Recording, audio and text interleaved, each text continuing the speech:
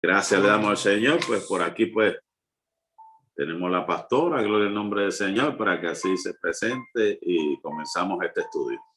Amén. Dios les bendiga a todos en esta mañana. Qué bendición poder compartir perdón, la palabra del Señor.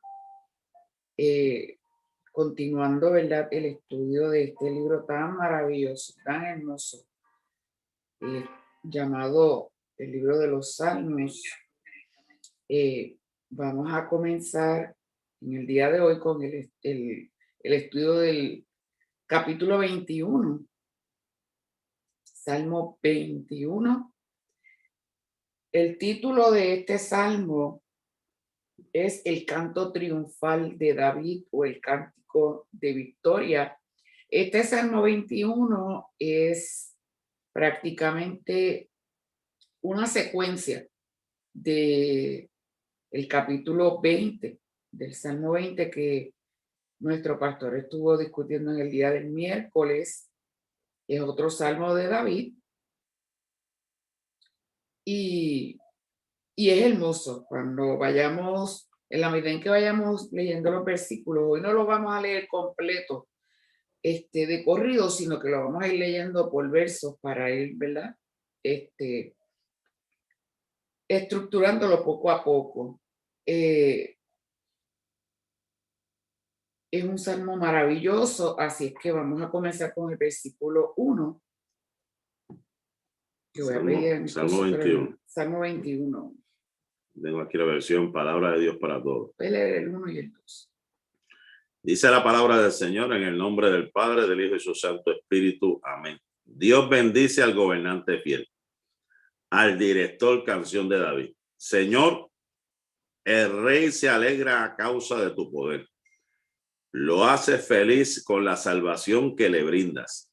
Le diste al rey lo que deseaba. No le negaste nada de lo que pidió. Selah. Siempre damos, ¿verdad?, la estructura de este salmo o de los salmos que estudiamos. Así es que los versículos del 1 al 6 son de acción de gracias por la victoria. Los versículos del 7 al 13 expresan confianza en los éxitos futuros.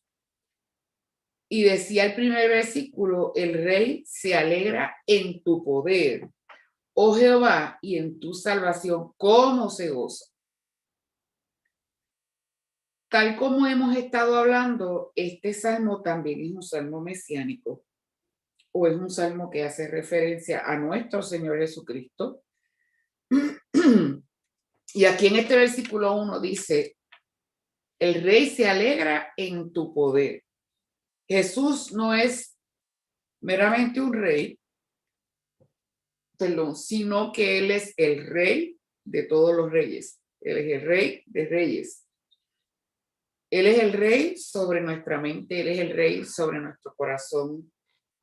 Él reina con un dominio de amor ante el cual los otros dominios, dice el autor, que son mera fuerza bruta.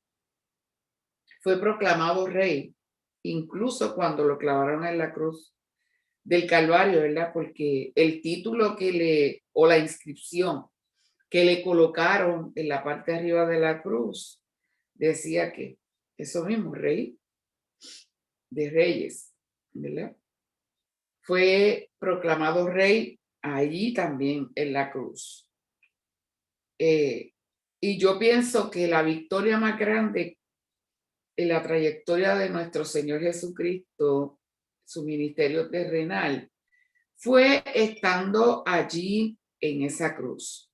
Qué hermoso cuando a través de ese sacrificio pudo vencer el pecado, venció la muerte. Y este verso sigue diciendo: el rey se alegra en tu poder, oh Jehová, y en tu salvación, cómo se goza.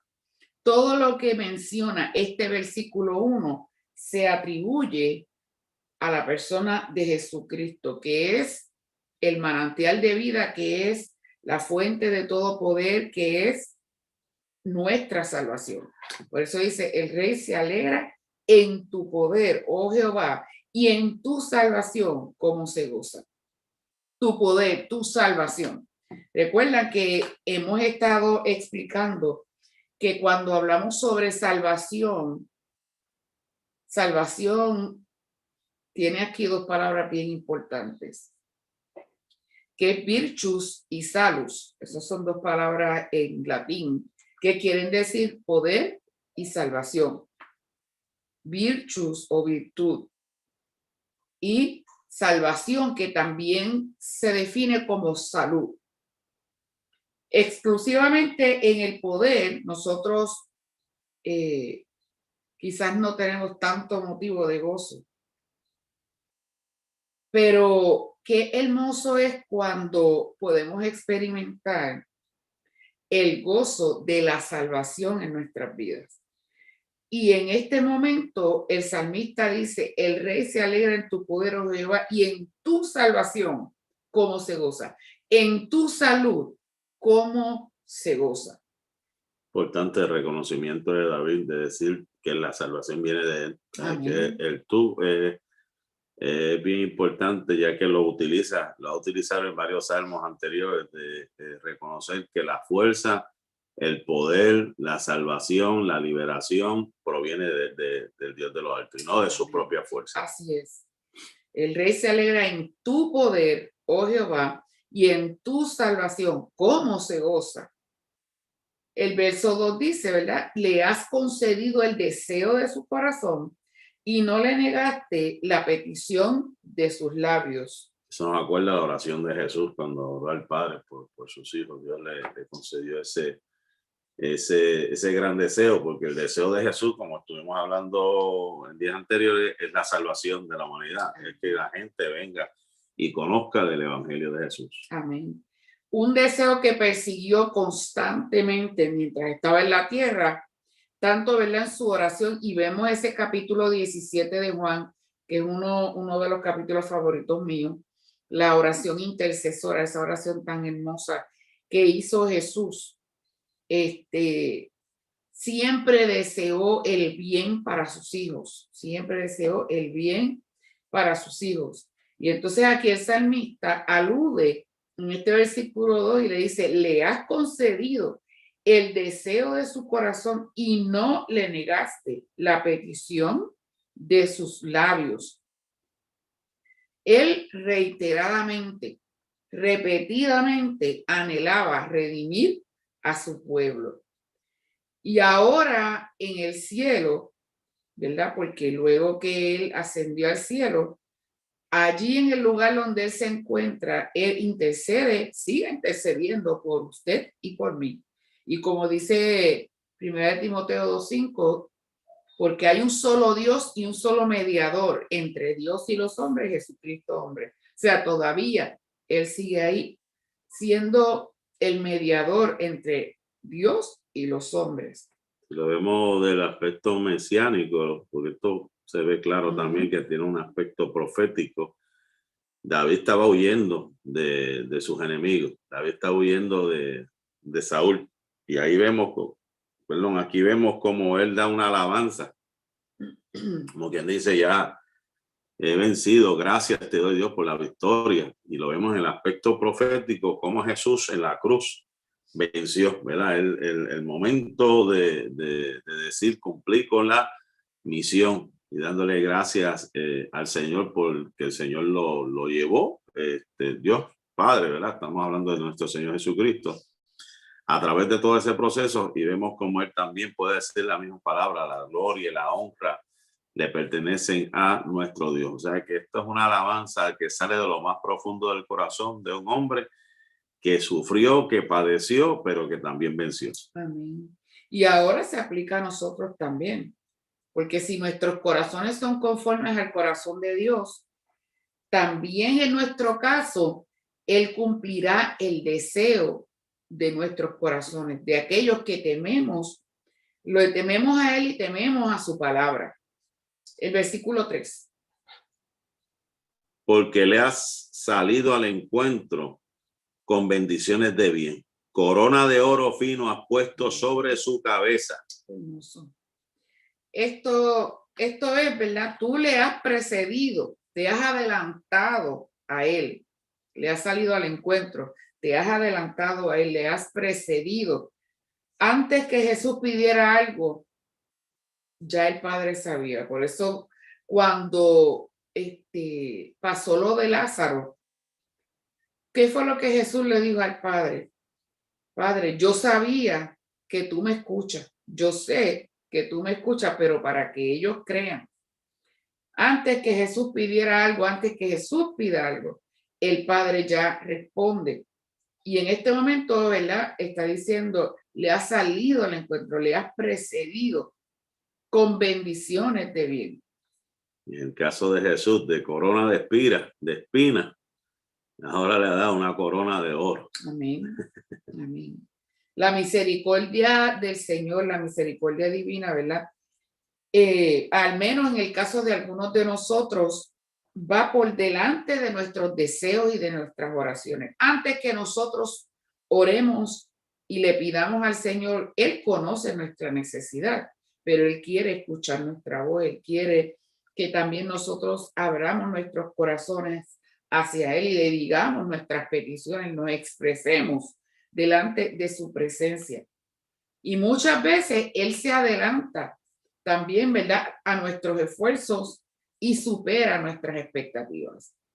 Quizás comenzamos a orar de X forma, pensando que Él nos va a contestar esa petición de tal manera, pero Él muchas veces nos sorprende, porque así es nuestro Dios. Y dice, ¿verdad? Le has salido al encuentro, o sea, te has adelantado con bendiciones de bien, corona de oro fino has puesto sobre su cabeza. Y como decía mi esposo, Jesús llevó allí en la cruz del Calvario una corona de espinas, pero hoy nosotros sabemos que Él disfruta de una corona de gloria. Ciñe una corona de gloria.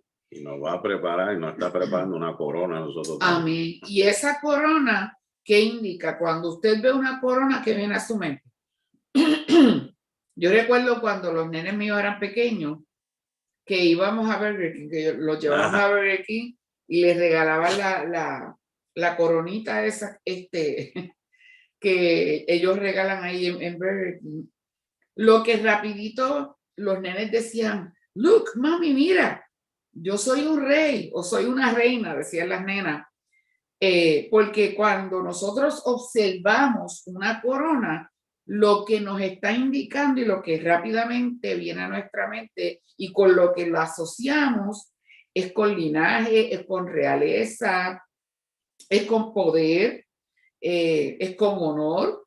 Y vemos que cuando aquí el salmista expresa corona de oro has puesto sobre su cabeza, esa corona nos está indicando o la estamos asociando con la realeza del Señor, con el poder imperial que Él posee, con el honor merecido que Él tiene, porque Él merece, ¿verdad?, toda gloria y toda honra. Entonces, mire qué detalle tan bonito. Dice corona, no dice de papel, no dice corona de cartón, dice corona de oro has puesto sobre su cabeza.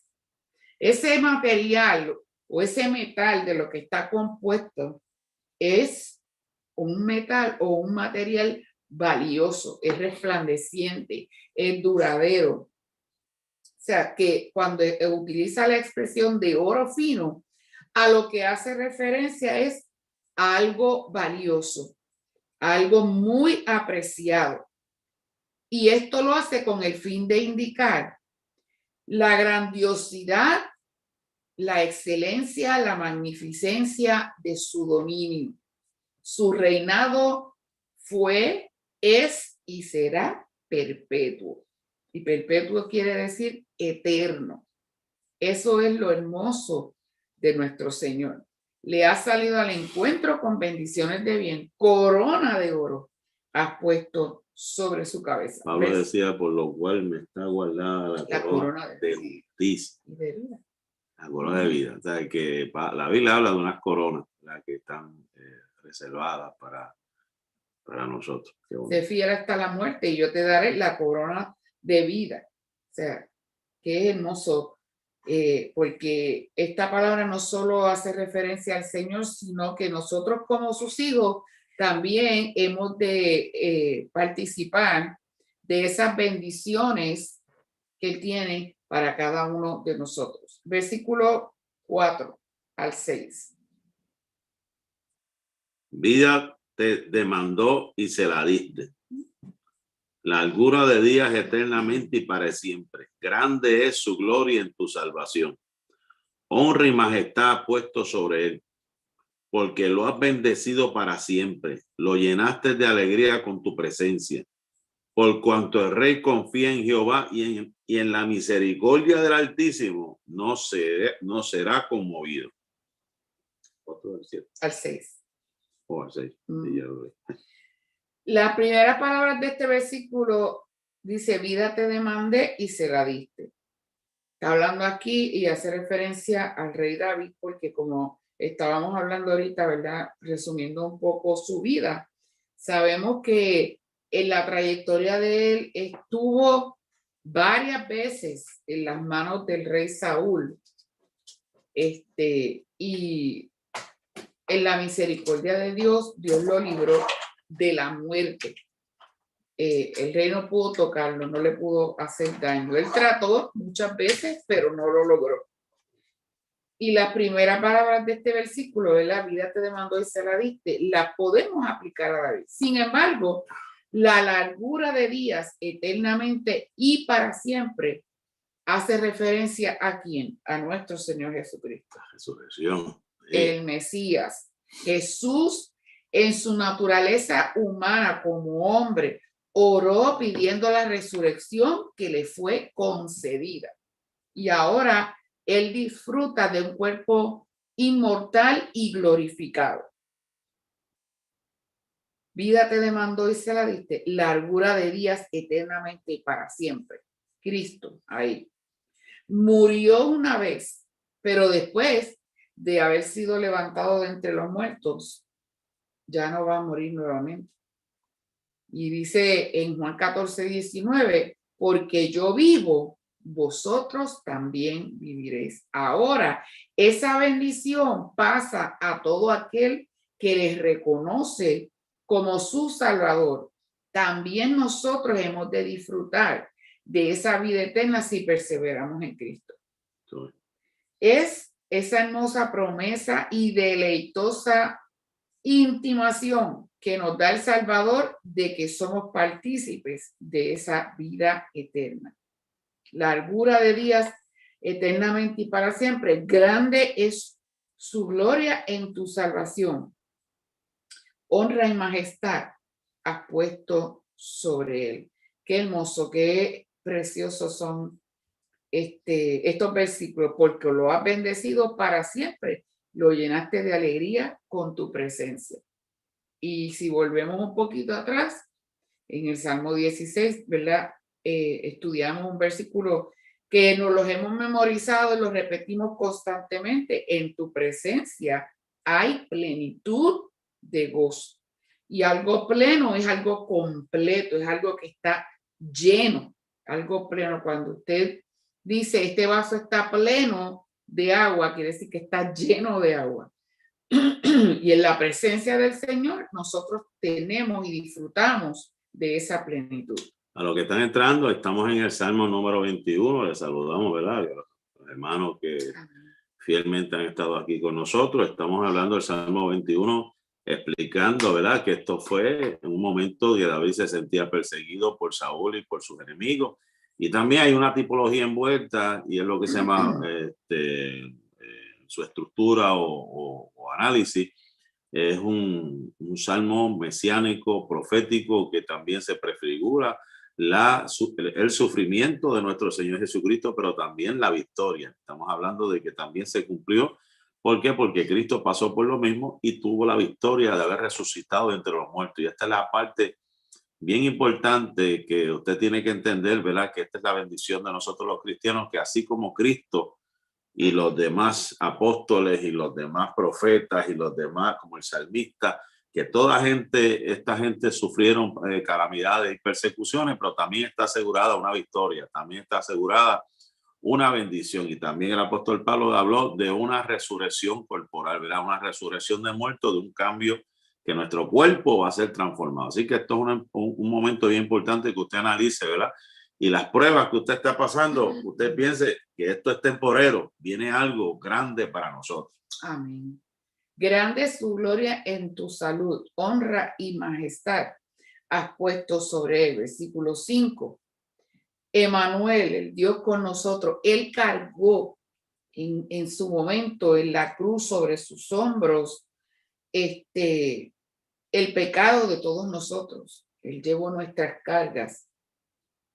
Pero sin embargo, ahora, cuando Tomás pudo ver en sus manos, ¿verdad? Esas heridas o esos huecos de esos clavos, esto lo que denota es la palma de la victoria que él tuvo sobre esa cruz y la victoria que él tuvo sobre la muerte. El Padre ha glorificado al Hijo y en tal manera que no hay una gloria comparable a la que ahora rodea a nuestro Señor. Solo en Cristo hay salvación. Por eso dice en Hechos capítulo 4 y verso 12, y en ningún otro hay salvación, porque no hay otro nombre bajo el cielo dado a los hombres en que podamos ser salvos. Solamente en Jesucristo. Y entonces, grande es su gloria en tu salud. Honra y majestad has puesto sobre él. Esplendor, belleza, magnificencia. En su humanidad, Jesucristo, ¿verdad? Aunque era 100% hombre, también era 100% Dios. Y él mantuvo esa pureza y esa santidad. También murió, llevó los pecados de nosotros, los seres humanos del hombre, pero resucitó como en un cuerpo glorificado y volvió nuevamente a tener honra y majestad. Dice el apóstol Pablo en una de sus cartas que él se despojó de sí mismo. Y explicaba el pastor hace poco que lo que esto quiere decir, él se vació de sí mismo, humillándose hasta la muerte y la muerte de cruz, pero luego fue exaltado. Jesús goza de la bendición suprema porque es bendecido y bendito para siempre. Por eso dice el verso 6, porque lo has bendecido para siempre. Lo llenaste de alegría con tu rostro. Aquel que es bendición para otros no puede ser sino feliz en sí mismo. El bien obrado ilimitadamente por Jesús le garantiza una alegría ilimitada, porque hay gozo en Cristo. En su presencia hay plenitud de gozo. O sea, en el Señor estamos gozosos. Podemos estar llorando, pueden estar corriendo las lágrimas por nuestra mejilla, pero aún hay gozo en nuestros corazones. ¿Por qué? Porque disfrutamos de la benevolencia de Dios, de la bondad del Señor. Y ese favor benevolente del Padre, la presencia de Dios, nos proporciona a nosotros un gozo tan grande que excede todos los límites que puedan haber alrededor de nosotros. Ese es el poder tan hermoso que Dios nos ha concedido como iglesia del Señor. Lo llenaste de alegría con tu rostro. Lo has bendecido para siempre y lo llenaste de alegría con tu rostro. Yo pienso también que en el momento en que nosotros estamos en aflicción, cuando nosotros podemos contemplar la hermosura del Señor, en medio de la situación difícil que podamos estar atravesando, eso alivia en nosotros, eso nos consuela, eso nos anima cada día a qué, a salir adelante, a seguir luchando, a seguir batallando, a seguir corriendo esta carrera con gozo, con esperanza. La gente que no tiene a Dios anda por ahí sin fe y sin esperanza. Pero el salmista varias veces y en varios salmos expresaba que de Jehová viene su esperanza. En Salmo 62 él lo expresó, en el Salmo 91 y en varios salmos en la palabra del Señor, él expresaba que del Señor venía esa esperanza. O sea, no importando el momento difícil, él vivía esperanzado en que ese momento de prueba iba a terminar. O sea, en esta mañana lo que Dios nos está diciendo es, podemos estar atravesando por pruebas, pero esas pruebas tienen fecha de expiración. No nos vamos a quedar ahí todo el tiempo. Eso va a pasar. Muchos estamos lidiando con algunas situaciones por la salud. Estamos batallando con algunas cosas, pero seguimos confiados en que hemos de experimentar, ¿verdad?, esa salud completa y plena porque tenemos al Señor. El versículo 7. Pues el rey confía en el Señor. El amor inagotable del Altísimo cuidará que no tropieces. Qué lindo. Por cuanto el rey confía en Jehová, hasta el momento que llegó su hora, el Señor Jesucristo siempre se sintió cuidado y protegido bajo el Padre Celestial. Sabía que él era escuchado en el cielo y por lo tanto dejaba su causa o lo que a él le pudiera suceder en manos del que juzga justamente. Hasta el punto que en los últimos instantes de su vida él entregó su espíritu en las manos del Padre. Cuando le dijo, Padre, en tus manos encomiendo mi espíritu. Por cuanto el rey confía en Jehová y en la misericordia del Altísimo. Esa misericordia que es eterna, que no cesa, que dice el libro de Lamentaciones que son nuevas cada mañana. Es eterna y es la que nos garantiza a nosotros y nos da esa solidez para nosotros poder entender que Cristo está en su trono y que está ahí intercediendo al Padre por usted y por mí. Que Él es un Dios altísimo. Cuando denota esta expresión altísimo y en la misericordia del Altísimo, es altísimo en todos los sentidos. Concentra en Él sus infinitas perfecciones, o sea, Él es perfecto en todos los ámbitos, en todas las facetas. Él es perfecto. Qué hermoso cuando dice, por cuanto el rey confía en Jehová y en la misericordia del Altísimo, no será conmovido. No será conmovido, o sea, nadie lo va a mover. Por eso dice también que Él es la roca inconmovible de los siglos.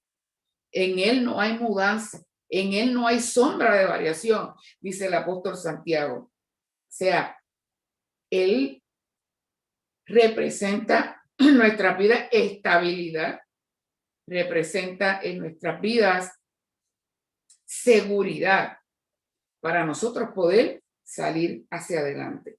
El versículo 8. Capturarás a todos tus enemigos con tu poderosa mano derecha. Atraparás a todos los que te odian. Esto es como si el salmista intentara aquí crear un clímax, ¿verdad? Un punto culminante con la secuencia de las expresiones que hemos estado escuchando en los versículos anteriores o en los estribillos, porque sabemos que estos salmos son poesías que se componen de estrofas y las estrofas se componen de estribillos. Y es como una alineación en estos estribillos. Vemos aquí que esa palabra mano, dice, alcanzará tu mano a todos tus enemigos y va seguida por la palabra diestra, tu diestra, o sea, tu derecha. Que al decir exactamente la palabra diestra, está siendo enfático precisamente en expresar, ¿verdad?, el concepto activo de fuerza y de contundencia, de perfección. realmente cuando resalta esa palabra diestra. Es la representación de la fuerza y del poder y de la contundencia de nuestro Señor. Tu diestra alcanzará a los que te aborrecen. Y cuando hablamos del verbo alcanzar, alcanzará, está hablando en un tiempo futuro, alcanzará. El verbo hebreo matzah, que lo que implica es que los va a encontrar, que los va a detectar. O sea, tu diestra lo va a detectar a ellos, o esa diestra va a encontrar a los que te aborrecen. También, ¿verdad? Hablando proféticamente, luego de la resurrección, ¿verdad? Si nos vamos al libro de Daniel, lo que ha de suceder en los tiempos postreros. Habíamos hablado hace unas semanas atrás sobre el libro de Apocalipsis, lo que va a suceder, ya que pues, pelearán contra el Cordero, dice la Biblia, habrá una grande guerra, que es la guerra de Armagedón, pero la Biblia dice que Él los vencerá. Y no solamente los vencerá, sino que pues, hay un juicio eterno y ninguno se escapará. Lo que quiero decir con esto, nadie se escapará del juicio, de la ira venidera, así como lo hicieron, así como lo maltrataron, lo rechazaron, lo negaron, lo injuriaron, se metieron con su pueblo, Él tomará venganza. Esto es lo que quiere decir en términos proféticos, de que hay algo determinado para todo aquel que ha hecho injusticia, que ha hecho mal y que su nombre no está escrito en el libro de la vida. Nadie se escapará. La Biblia dice, porque todos compadeceremos ante el trono. O sea, que El nadie, hasta el Bima, hasta el tribunal de Cristo. O sea, que nadie está exento, nadie se escapará. Así es. El versículo 9. Cuando te manifiestes, los arrojarás. Ahí está. Me adelanté un poco ahí, pero ahí está de lo del juicio. Ahora vamos a la segunda muerte, que es el lago de fuego. Dice, cuando te manifiestes, los arrojarás a un horno en llamas. En su enojo el Señor los consumirá. El fuego los devorará. Ahí estamos, del juicio, ahí vamos a la segunda muerte. Ellos mismos se convertirán en un horno que se consumirá a sí mismo. Por eso dice, los pondrás como horno de fuego en el tiempo de tu ira.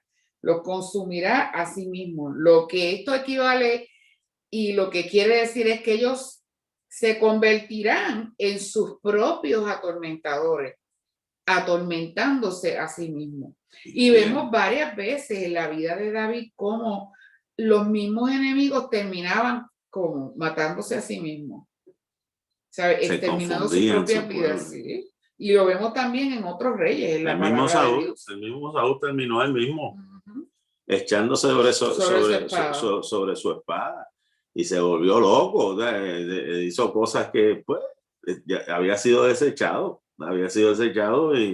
y actuó locamente. Ya él estaba en un extremo que ya, bendito, de lo que daba pena, hasta se fue a consultar con una pitonisa por ahí. Pero casi, eso es una realidad que vivimos. Todo aquel que se levanta contra un siervo del Señor, yo lo digo por experiencia, a mí me han pasado experiencias que yo me he quedado, que gente que se burló, gente que hasta me agredieron físicamente con piedra. Después yo los veía deambulando, que lo que daban era pena y pidiéndome perdón. Eso como Dios brega. O sea, Dios brega de una forma, pues, que el que se mete con un hijo, que el que se mete con alguien llamado por Dios, tarde o temprano recibirá su recompensa. Así es. Isaías también menciona algo más o menos similar en el capítulo 26 y verso 11, donde él dice, y a tus enemigos fuego los consumirá. O sea que realmente no vale la pena convertirse en un enemigo de Dios, porque si lo haces, las consecuencias serán nefastas, tristemente. Lo que le espera a la persona que se constituye enemigo de Dios y de los hijos de Dios no es nada bueno. Versículo 10. Borrará a sus hijos de la faz de la tierra. Wow. Nunca tendrán descendientes. Yo digo, a veces pensamos que simplemente el daño, hablando en términos de nosotros hoy día, no, yo no le pego, yo no le doy, Pero mire, el hecho nada más de que usted, de su boca, usted profiera maldición contra un hijo de Dios, las consecuencias son terribles, al punto que va a alcanzar su prole, su descendencia, sus generaciones. Y aquí, ¿verdad? Vemos, como dice ese versículo, su fruto destruirá de la tierra. Aún lo que usted hace, el producto de su trabajo, también sufrirá las consecuencias. Su fruto destruirá destruirá de la tierra y su descendencia de entre los hijos de los hombres. O sea, su obra en esta tierra o en esta vida será un fracaso. Y el resultado de sus trabajos se convertirá en una gran decepción. Aquello de lo que más se enorgullecieron va a caer en el olvido. Sus nombres serán repudiados y borrados. Y desaparecerá su simiente, porque mira lo que dice, y su descendencia de entre los hijos de los hombres también será destruida. Es decir, o sea, estos descendientes que sigan sus pasos van a tener el mismo desenlace hasta que todos se extingan, hasta que todos desaparezcan. O sea, no va a haber más generación de estas personas. Estas son palabras bien... Yo me acuerdo de Jeroboam, cuando hizo lo que hizo, que fue extirpado, su simiente, todo se desapareció por haber hecho lo que hizo con los ídolos aquellos, que es una cosa que uno se queda, ¿y dónde está fulano? ¿Dónde está fulano? Se metió con Dios, Dios hizo con él, ¿verdad? Y hay veces que cogemos pena, y eso es una otra parte que a veces hablamos, hay gente que ves con toda la pena, mira, si es Dios que puso su mano, es Dios que puso su mano, no podemos ser más misericordiosos que Dios. No podemos ir en contra de lo que Dios hace. Dios puso su mano, la Biblia dice que la paga del pecado es la muerte, punto y se acabó. O sea, hay que entender que hay veces que es necesaria la disciplina y también es necesario que Dios ponga su mano para que el hombre se enderezca. Si el hombre no quiere enderezarse, pues lamentablemente tiene que sufrir unas consecuencias. Pero hay quienes como que quieren proteger y tapar al pecador, al que está haciendo lo malo, a sabiendas de que se le ha dado la mano, a sabiendas de que se le ha ayudado, a sabiendas de que se le ha dado la alternativa, la solución, que conoce la solución de cómo enderezar sus pasos. Pero sigue jugando con Dios, ¿eh? Sigue jugando con Dios, sigue pecando, sigue haciendo las cosas a propósito, en rebeldía. Mira, tarde o temprano. Por eso es que yo oro como oro. Hay gente que dirá, el pastor ora de una forma que no tiene misericordia. Yo oro a Dios para que tengan una experiencia que Dios lo lleve al cielo y vean las calles de oro, el mar de cristal. Yo seguro que sí.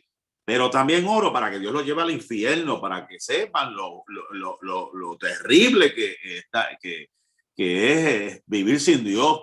Que si viene Cristo y se quedan, no van a ir para el cielo, van para las pailas del infierno, porque es que esa es una forma que yo creo y entiendo que, mira, los ojos por lo menos tienen que abrirse, porque hay gente que todo se lo pinta bien bonito. Los acomodamos, mira, pórtate bien. No, hay que serle claro. Si tú buscas a Dios, tienes salvación eterna y bendición. Si no buscas a Dios, lo que te espera es el infierno. Y estas son las consecuencias. Hay una realidad, y a veces nosotros como padres especialmente, uno le habla del amor de Dios a nuestros hijos, pero también hay que advertirle lo que le espera a aquel que ha conocido y se ha apartado, aquel que no quiere seguir tras las pisadas del maestro. ¿Qué es lo que te espera?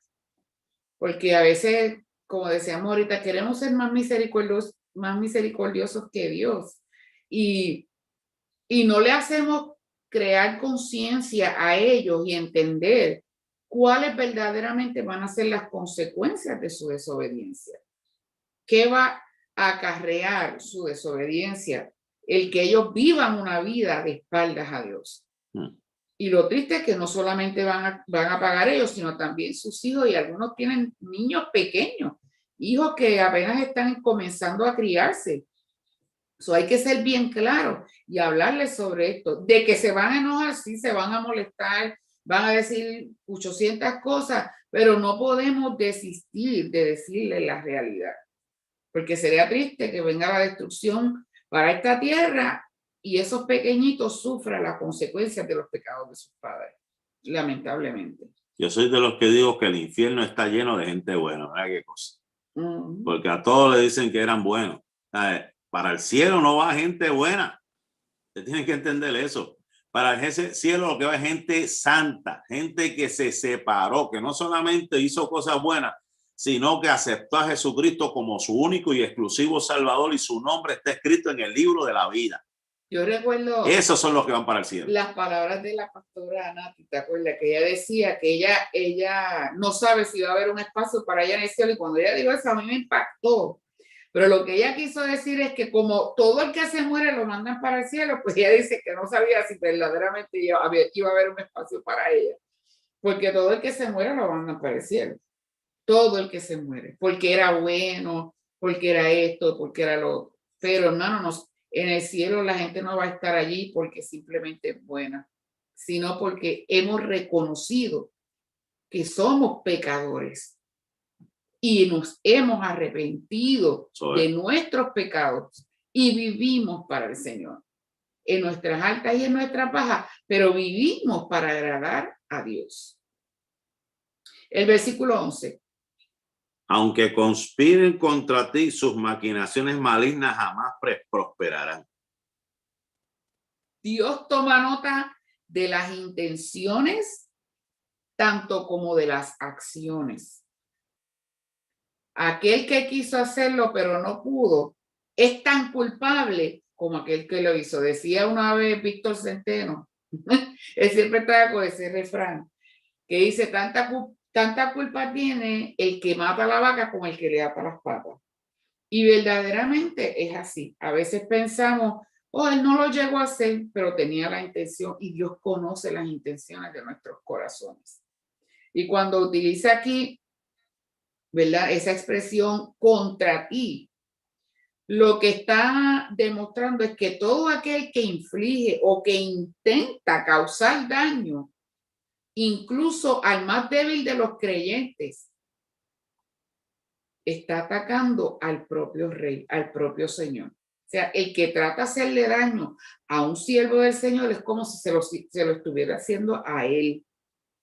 Fíjese la magnitud de esto, porque tendieron mal contra ti. Las puertas del Hades no van a prevalecer contra la iglesia de Cristo, dice Mateo 16:18. Y las fuerzas de la muerte no van a derrotar la iglesia del Señor. Ese es en palabra de Dios para todos, el mismo versículo. O sea, la muerte no va a poder contra nosotros. Por eso es que dice, mas no prevalecieron. Fraguaron maquinaciones, mas no prevalecieron. No pudieron permanecer.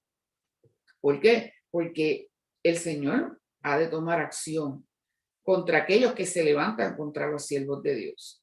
Por eso es mejor, miren, ni tan siquiera pensarlo, ni tan siquiera se nos ocurra. El mismo David, aún con lo malo que fue Saúl y con todo el daño que le hizo, él que decía, líbreme Jehová de poner mi mano sobre su ungido, porque él sabía que lo que le iba a venir, lo que iba a vivir más adelante, no iba a ser bueno.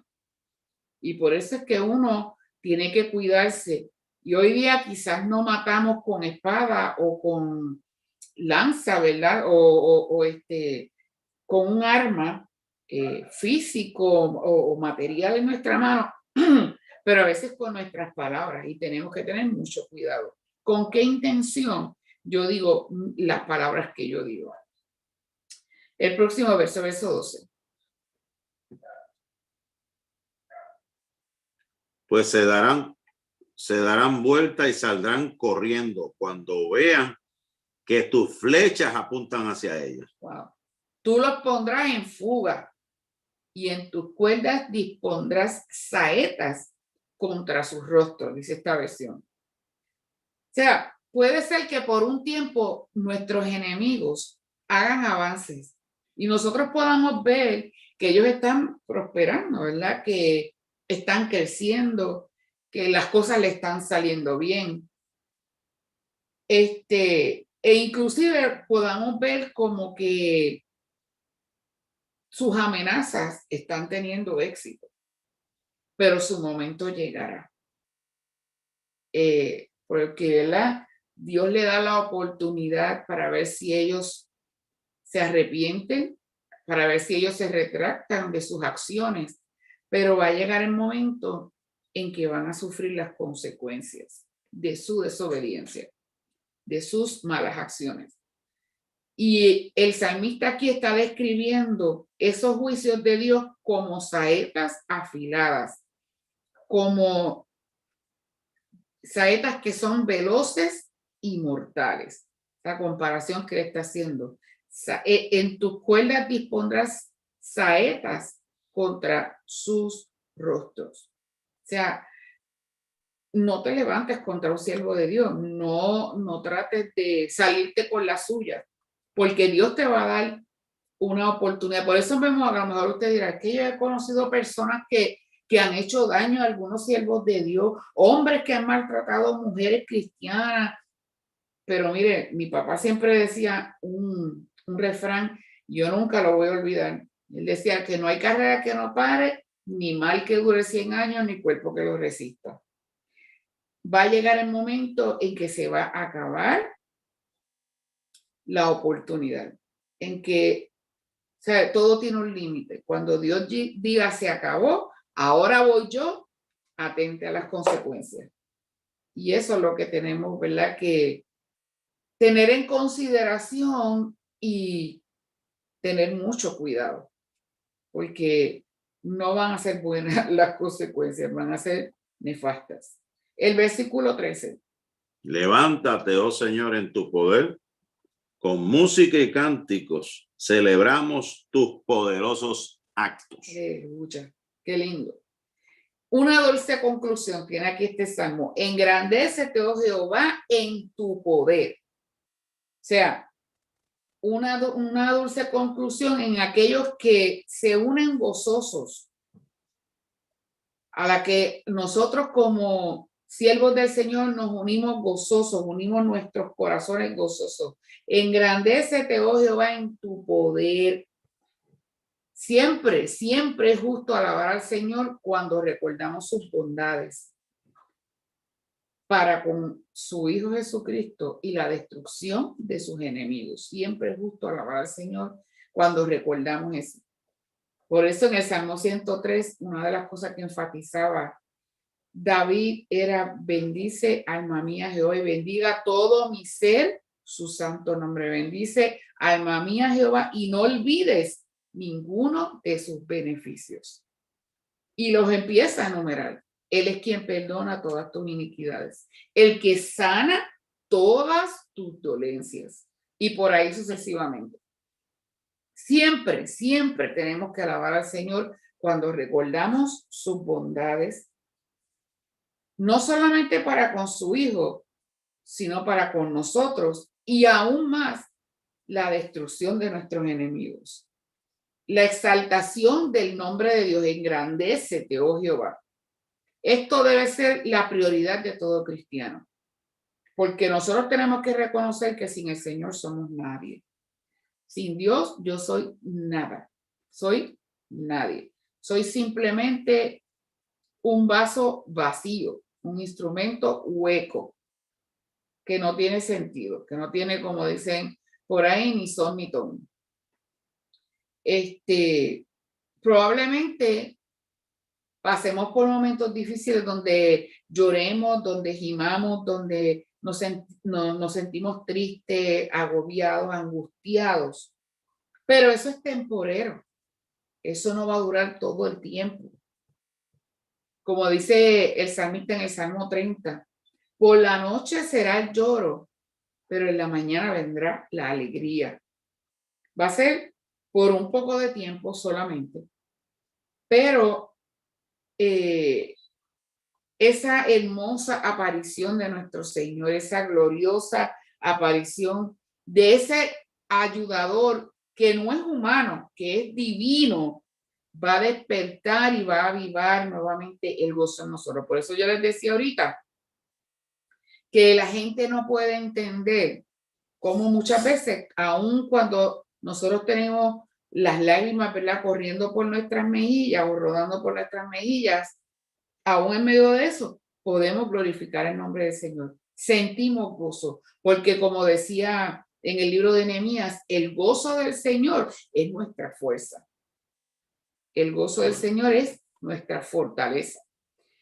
Hay un autor llamado Casiodoro y él interpreta este estribillo que dice: cantaremos y alegraremos tu poderío, o cantaremos y alabaremos tu poder, de la siguiente manera. Él dice: el cantar conlleva pronunciar las palabras del Señor con nuestros labios, y alabar implica llevar a cabo sus mandamientos con exactitud y tenacidad en nuestro obrar diario.